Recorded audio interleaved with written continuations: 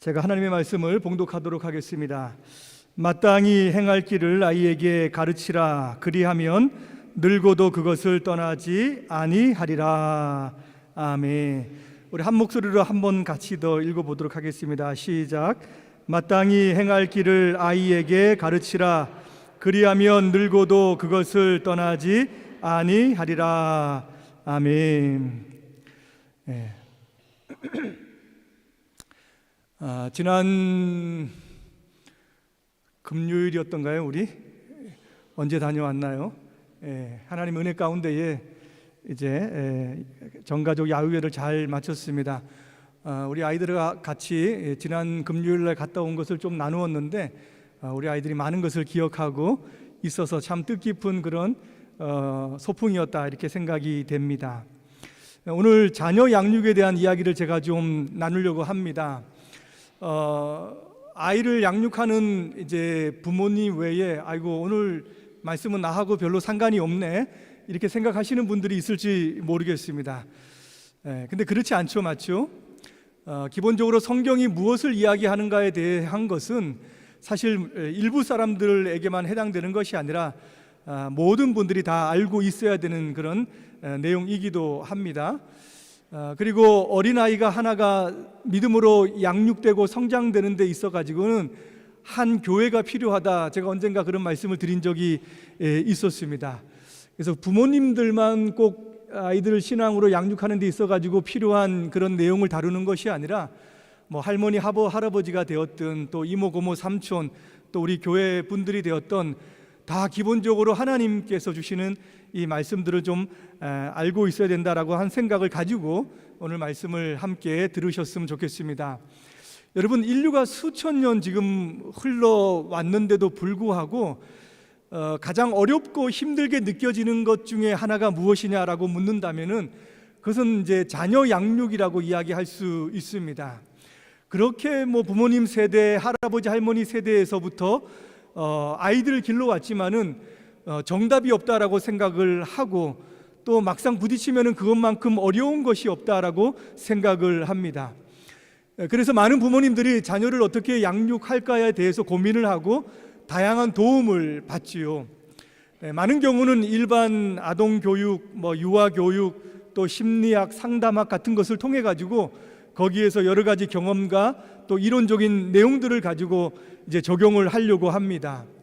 그래서 한국 TV에서도 보면은 유명한 자녀 교육가들이 나와가지고 어려운 아이들을 코치하는 그런 프로그램들이 있고 인기를 많이 끌고 있습니다. 일반적으로는 그렇다라고 우리가 생각을 한다면은 우리 믿음의 부모님들은 자녀들을 어떻게 양육을 해야 될 것이며 또 어디에서 우리가 그런 직접적인 도움을 받으면서 아이들을 길러야 되는가라고 하는 것을 우리가 질문을 해야 되겠지요. 여러분, 가장 기본적이고 근본적인 것이 무엇입니까? 아이들을 양육하는 데 있어 가지고 어떤 기준을 가지고 우리가 양육을 해야 되겠습니까? 그것은 두말할 필요 없이 말씀이겠죠, 맞죠? 하나님의 말씀, 성경이 무엇이라고 이야기하는가, 하나님께서는 어떻게 말씀하신가라고 하는 것을 우리가 분명히 인지하고 아이들을 양육해야 된다라고 하는 겁니다. 성경이 이야기하는 것과 세상에서 이야기하는 것, 근본적으로 시각과 차이가 있다는 것을 우리가 인식할 필요가 있습니다. 모든 자녀들이 처한 환경과 또 처한 상황은 다릅니다. 그래서 일괄적으로 적용할 수는 없겠지만은 그래도 오늘 말씀을 드리는 것은 아주 기본적인 그런 원리와 내용이다라고 생각을 할 수 있죠. 그 중에서도 자녀 양육하는 데 있어 가지고 가장 중요한 먼저 되는 1차적인 목표가 무엇인가라고 하는 것, 그래서 그것을 위해서 구체적으로 우리가 어떻게 적용하며 양육해야 되는가라고 하는 부분에 대해서 제가 말씀을 드리고자 합니다. 가장 먼저 여러분, 믿음의 자녀들을 양육하는 목표, 우리 아이들을 양육하는 데 있어 가지고 가장 중요한 목표를 무엇으로 두고 양육해야 되겠습니까? 여러분, 일반적으로는 우리 가정에 많은 사람들 또 아이들 보게 되면은 이 아이들이 성장할 때에 좋은 성품을 가졌으면 좋겠다 생각하지요. 또 좋은 학업의 과정을 통해 가지고 좋은 직장을 다니고 또 성공하는 삶을 살기를 바라는 마음이 모든 부모님들의 마음 가운데에 있습니다. 부모 세대보다는 조금 더 나은 삶을 살기를 바라는 마음들이 있지요. 타인에게 해를 주지 아니하고 손가락질 받지 아니하고 또 먹고 사는 데 있어가지고 어느 정도 안정이 되는 삶으로 살아가는 것, 특별히 자기가 원하는 삶을, 원하는 일들을 하면서 살아갔으면 좋겠다라고 하는 것이 모든 부모님들의 가지고 있는 마음이고, 또 이런 것을 이제 교육적으로 이야기한다면은 바로 자아 성취, 자아 실현일 것이다라고 하는 생각을 우리가 가지고 있습니다. 그렇다면은 우리 이 신앙을 가지고 있는 우리 부모님들도 이런 정도의 목표를 가지고 우리 아이들을 키워야 되는 것일까요? 그렇지 않겠죠, 맞죠? 그래서 모든 부모님들이 가지고 있는 그 마음 정도에서 사실은 멈춰 서서는 안 될 것입니다. 조금 더 나간다면은 우리 아이들이 하나님께 영광 돌리는 삶을 살았으면 좋겠다라고 생각을 하지요, 맞죠? 당연히. 그리고 하나님을 사랑하고 하나님을 두려워하고 성경에서 이야기하는 이웃을 사랑하는 그런 실천하는 삶을 저들의 인생 가운데 펼치면서 살았으면 좋겠다라고 우리가 생각을 합니다. 이것이 우리 신앙의 부모들이 가져야 되는, 어떻게 보면 밑바탕 가운데 있는 아주 기본적인 그런 하나님 앞에서 신앙을 가진 자로서의 모습이다라고 생각을 합니다. 근데 여러분, 이런 삶을 살아가게 하기 위해서, 이런 삶을 우리 자녀들이 살게 하기 위해서 가장 먼저 선행되어져야 되는 것이 있습니다. 그것이 무엇입니까? 어떤 것이 선행되어져야지만이 그러한 삶을 살 수 있겠느냐라고 하는 거죠. 그것은 중생이고 그것은 회심입니다. 거듭난 것이 없이 자기의 삶을 하나님 앞에 회개하고 돌이키는 것 없이 그러한 삶을 이루어지지 않는다라고 하는 거예요. 자기 자신이 하나님의 자녀된 것이다라고 하는 인식함 없이 아무리 남부러운 그런 삶을 산다고 해도 그것은 하나님 앞에 영광이 되지 않습니다. 아무리 이웃을 잘 섬기고 좋은 일을 하고 선행을 많이 한다고 해도 거듭난 자녀가 아니다라고 한다면은 그것은 하나님을 기쁘게 하는 그런 삶이 될 수 없다라고 하는 거예요. 가장 먼저 거듭난 자녀가 되고 하나님의 백성으로서의 자기 자신이 인식하고 난 다음 그 모든 것이 이루어질 수 있다라고 하는 것입니다. 성경에 보면 그런 대표적인 사람이 나오잖아요. 누구입니까? 니고데모라고 하는 사람입니다. 굉장히 성공했습니다. 이스라엘의 종교적인 정치적인 지도자입니다. 예수님도 너는 이스라엘의 선생이다라고 인정한 그런 사람이었습니다. 그런 사람의 부모님이라고 한다면은, 야, 우리 자식이 정말 남부럽지 않은 그런 삶을 사는구나, 내가 보람되다라고 이런 생각을 가질 거예요. 근데 여러분, 예수님의 평가는 달랐다라고 하는 것을 우리가 기억하지 않습니까? 예수님은 뭐라고 합니까? 너는 하나님의 나라를 보지도 못하고 하나님의 나라를 들어가지도 못한다라고 이렇게 아주 냉정한 평가를 하셨습니다. 왜 그렇습니까?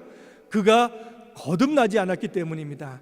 그가 영적으로 출생하지 않았기 때문에, 중생하지 않았기 때문에, 하나님 앞에서 회심하지 않았기 때문에 그는 예수님 앞에서 그런 평가를 받을 수밖에 없었다라고 하는 거예요. 한국의 부모님들이 많이 실패하는 부분이 여러분 이 지점입니다. 사회 속에서 안정되고 불안하지 않고 평탄하고 또 사회적인 지위를 어느 정도 가지고 살아가면은 대체적으로 만족합니다. 대체적으로 그냥 좋은 생각을 가집니다. 다른 집안의 자녀보다 더 나은 삶을 살지 못한 것 때문에 조금 아쉬워하는 마음은 가지고 있죠. 근데 여러분, 신앙에 대해서만큼은 조금 너무 아니라고 느슨한 생각을 가지면서 살아가는 경우가 많이 있습니다. 정말 내 자녀가 하나님의 자녀인가? 정말 이 아이가 스스로 하나님의 백성이다라고 하는 것을 자각하면서 하나님의 말씀과 하나님의 통치 가운데 살기를 원하는가라고 하는 거예요. 무엇을 하든지 하나님이 기뻐하시는 일과 기뻐하지 않는 일을 선악간의 옳고 그름을 하나님의 말씀 가운데 잘 판단하여서 그런 기준 가운데 우리 아이가 살아가고 있는가라고 하는 것, 이런 것에 대해서는 사실 실제 중요하게 생각하지 않는 경우들이 많습니다. 너무 아니라고 너무 느슨하게 생각하는 경우들이 많다 하는 거죠. 그래서 나중에는 후회하는 경우들이 많습니다. 여러분, 목회를 오래 한 그런 목사님들의 이야기를 들으면은 성도분들이 가장 많이 후회하는 것 중에 첫 번째가 뭐냐면은 신앙으로 자녀들을 양육하지 못했던 것을 가장 먼저 후회한다라고 해요. 왜 어릴 때부터 아이들을 신앙으로 잘 기르지 못했을까라고 하면서 굉장히 가슴 아파하는 경우들이 많습니다. 물론 돌이켜보면 그때마다 그 현실에 어쩔 수 없는 합당한 이유들이 있습니다. 없지 않아 있어요. 그런데 세월이 흘러서 그 시간이 되어가지고 치루어야 될 대가가 사실은 그 이상이다라고 하는 거죠. 자녀가 아무리 행복하게 산다 할지라도 믿음 없이 살아가고 세상에서 그냥 사는 것을 보는 것보다 믿음의 부모들이 가슴 아픈 것이 없다라고 하는 겁니다. 여러분, 우리 모두 우리 어린 자녀들이 믿음의 가정에서 태어나잖아요. 우리가 신앙을 가지고 있기 때문에. 그러면 이 아이들도 하나님께서 믿음의 자녀들로 받아주고 거듭나는 거 아닌가라고 우리가 생각할 수 있습니다. 근데 여러분, 믿음의 자녀 부모 아래 태어나면은 실제 언약의 자녀입니다. 어릴 때 유아 세례를 주고 이도 하나님의 백성이다라고 하는 우리 생각을 가지죠. 이들도 하나님께서 택하시고 부르신 백성이다라고 하는 것을 우리는 굳게 믿습니다. 그런데요, 그렇다고 해서 이 아이들이 태어날 때부터 거듭나서 출생하는 것은 아니다라고 하는 거예요. 거듭나는 것을 예약해서 태어나는 것도 아니다라고 하는 거예요. 부모가 거듭나서 부모가 신앙을 가지고 자녀를 낳아도 이 자녀는 아담의 본성 가운데서 태어난다라고 하는 것을 우리가 잊지 않아야 된다라고 하는 거예요. 어느 시점이 되면 저절로 이들이 하나님의 백성이 되는 거 아니다라고 하는 거예요. 자동적으로 구원받는다라고 하는 그런 교리는 사실 성경 가운데에 없습니다.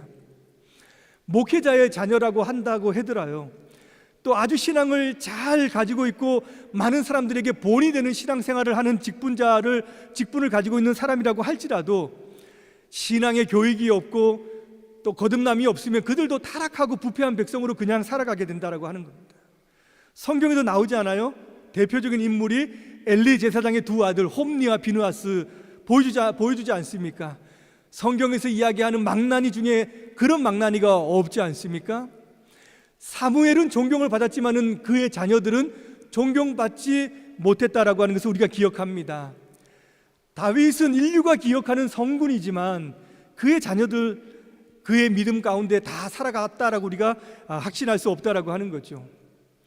저도 교계에 아주 잘 알려져 있는 그런 목회자이지만 자녀들 신앙 때문에 아주 오랫동안 말 못하고 고통하면서 신음하시는 분들의 이야기를 꽤나 들었습니다.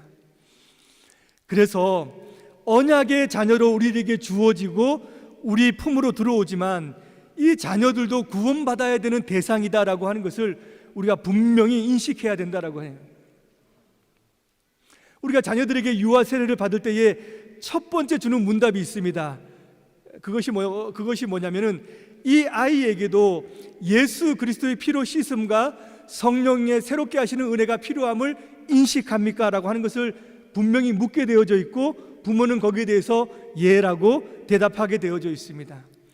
이어서 묻는 것이 이 아이도 주 예수 그리스도를 신뢰함으로 구원 얻는 줄을 믿습니까? 라고 묻게 되어져 있습니다. 거기에 대해서도 부모가 예라고 대답하게 되어져 있다고 하는 거예요. 여러분, 이 질문 자체가 바로 이 아이가 죄인으로 출생해서 이 아이에게도 중생과 회심이 필요하다라고 하는 것을 분명히 부모에게 인식하게 하는 것이고 그렇게 길러야 된다는 것을 이야기하는 것입니다. 어떻게 믿음의 자녀들로 이 아이들이 거듭나게 할 수 있을까요? 거듭난 자녀로 성장할 수 있을까요?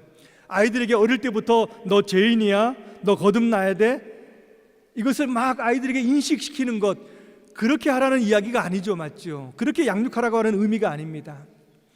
우리 부모님들 가운데에 아주 예수 믿을 때 영적인 큰 경험과 체험을 하신 분들이 있는데 우리 자녀들도 그런 영적인 체험을 해야 되는 것은 아닙니다. 이 아이들이 언젠가 하나님이 부르실 것이다 라고 하면서 마냥 기다려야 된다라고 하는 것도 아니에요. 아이들이 어려서부터 믿음의 긍정성을 가지게 하고 이 아이들이 하나님의 자녀다라고 하는 것을 분명하게 인식하고 성장할 수 있도록 계속해서 양육해야 됩니다. 이 아이들도 어리지만은 하나님에 대해서 배울 수 있고 작지만 하나님이 기뻐하시는 선을 행할 수 있다라고 하는 거예요. 어릴 때부터 하나님께 기도할 수 있고요, 어릴 때부터 기도하는 법을 배워야 되고 성경의 지식도 배워 나가야 된다라고 하는 거예요. 어릴 때부터 선과 악, 하나님이 기뻐하시는 선, 하나님이 미워하시는 악에 대해서 분별력을 기르도록 계속 가르쳐야 되는 것입니다. 그러다 보면 어느 순간 가운데에 하나님께서 이 아이에게도 믿음으로 살아가는 그 은혜를 우리는 알지 못하지만 성령 하나님께서 역사하시며 그 아이들 마음 가운데 들어가서 그 아이들이 인식하든 인식하지 못하든 자기 자신들이 하나님의 백성이다라고 하는 것을 분명하게 가지고 성장할 수 있다라고 하는 거예요. 그렇게 하기 위해서 구체적인 신앙의 교육의 방법이 무엇인가라고 하는 것, 제가 몇 가지를 말씀을 드리도록 하겠습니다. 가장 먼저는요, 아이들이 어려서부터 권위를 알고 권위에 대해서 순종하는 법을 배워야 됩니다. 부모의 말에 아이들이 귀를 기울이지 않으면은 신앙에 대해서 어떤 말을 해도 귀를 기울이지 않기 때문입니다. 아이들은 어려서부터 자기보다 큰 존재가 있다라고 하는 것, 자기는 그 존재 밑에 있다라고 하는 것을 인식하면서 성장해야 된다는 거예요. 이것은 단지 부모님의 말을 배우게 하기 위한 것이 아닙니다. 부모의 말을 통해서 하나님을 경외하고 또 하나님을 가르쳐주는 일들을 조금 더 쉽게 하기 위한 그런 방법으로 그 권위라는 것을 이야기하는 거예요. 여러분, 현대 사회는 정말 과거와는 많은 것이 달라졌습니다. 근데 그 중에 하나가 무엇냐면은 가정 가운데에 아이가 중심이 되는 그런 경우들이 있어요. 우리 엄마들이 아이들이 태어나면은 아이들이 어릴 때부터 너무 귀하게 여기다 지나쳐가지고 이 아이 중심으로 모든 것이 흘러가는 경우들이 있습니다. 그러면 안 되겠죠, 맞죠? 그래서 안 되는 것을 제가 이야기하는 거예요. 뭘 챙겨줘도 아이들이 먼저고, 뭘 생각해도 아이들이 먼저고, 어른들은 나중이고, 뭐 이제 아빠도 나중이 되고 하는 경우들이 많이 있다라고 하는 거예요. 그래서 가정의 질서가 사실은 그렇게 이루어져서는 안 됩니다. 안 돼요.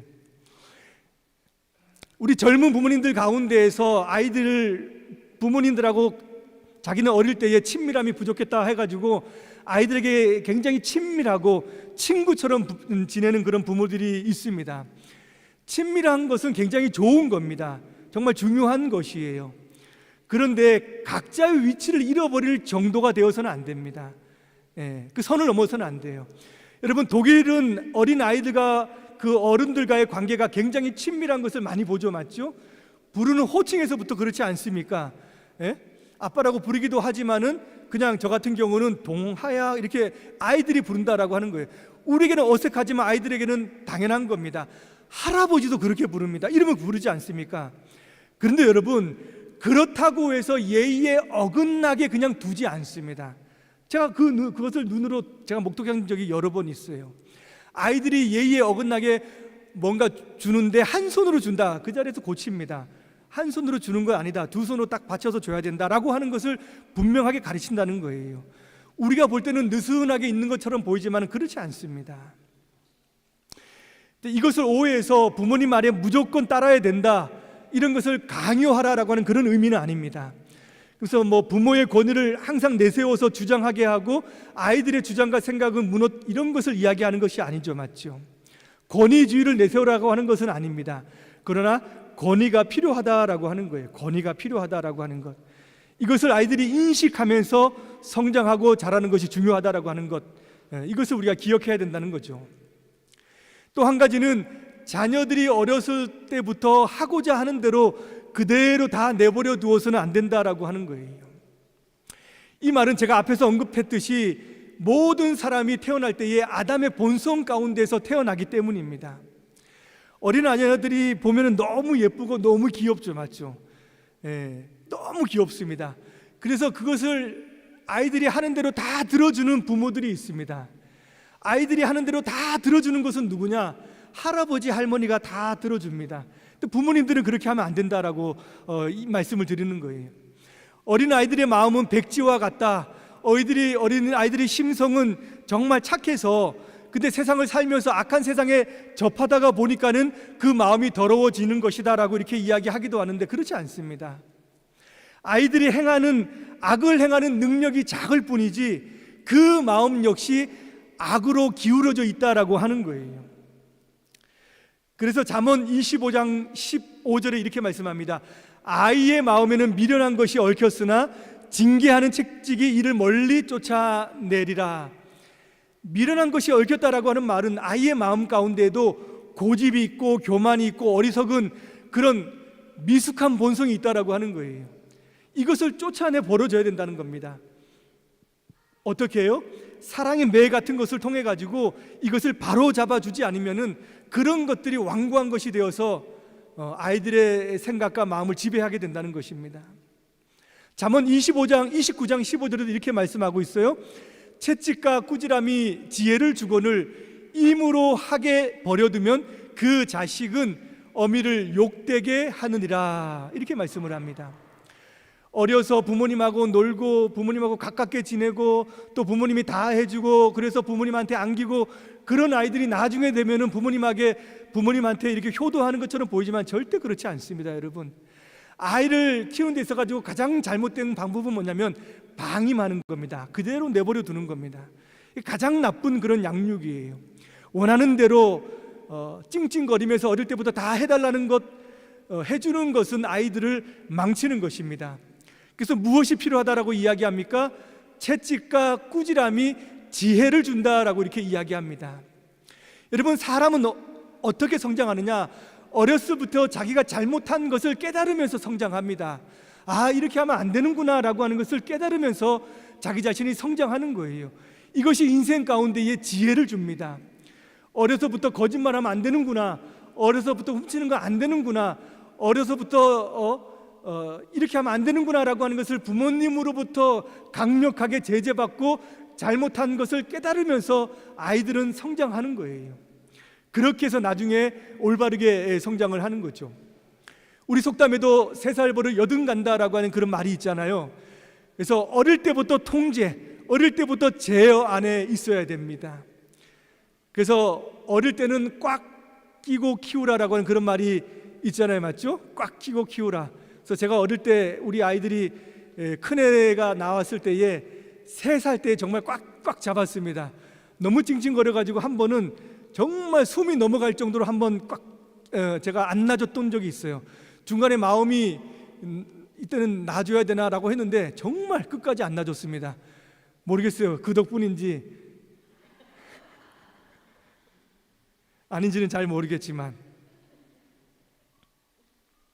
어릴 때는 굉장히 엄하게, 둘째는 제가 그렇게 하지 못한 이유가 막 하면은 애를 보면은 웃음이 나가지고 그렇게 하지 못하기도 했는데, 성장하면서 아이를 조금 더 유연하게 그 다음에 자유롭게 풀어주는 것이 맞는 거죠, 맞죠? 어른들이 아마 그렇게 다 동의를 하실 겁니다.